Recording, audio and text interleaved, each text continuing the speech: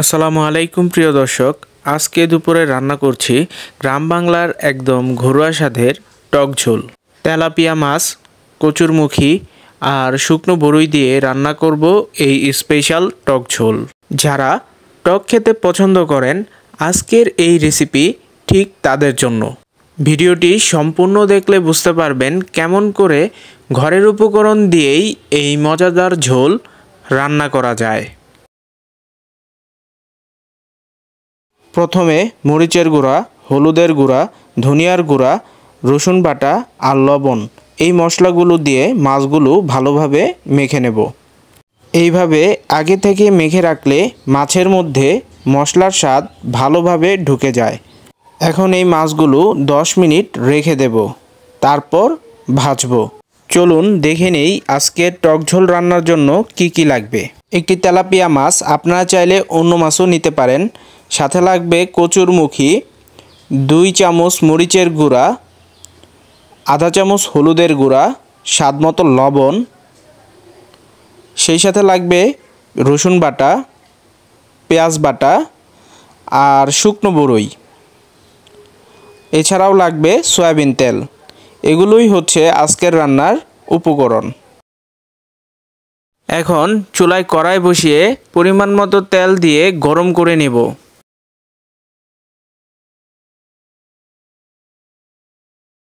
তেল গরম হয়ে গেলে ম্যারিনেট করা মাছগুলো দিয়ে দেব।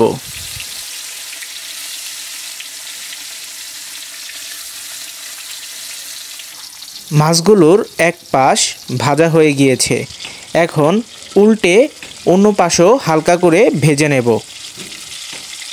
মাছগুলো বেশি কড়া করে ভাজবো না, কারণ এই মাছগুলো পরবর্তীতে আমি ঝোলের মধ্যে দিয়ে দেব।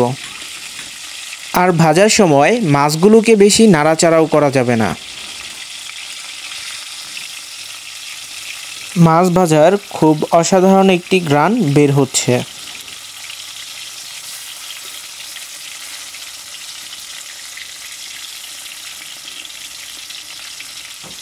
হালকা ভাজা হয়ে গেলেই মাছগুলো আমি তুলে রাখব, কারণ এই তেলটা আমরা ব্যবহার করব বাকি রান্নায়।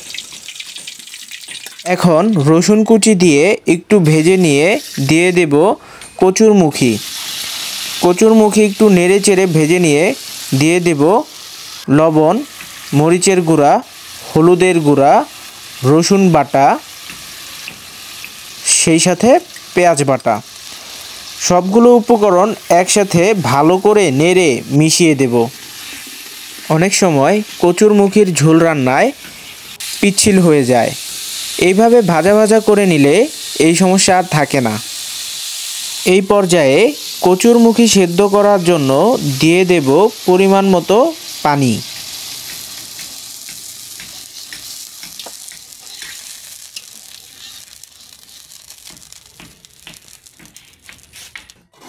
ঢাকনা দিয়ে ঢেকে দিয়ে চুলার আঁচ বাড়িয়ে দেব।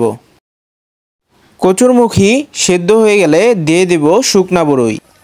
এই বড়ইগুলোই পুরো ঝোলে এনে দেবে টক টক স্বাদ।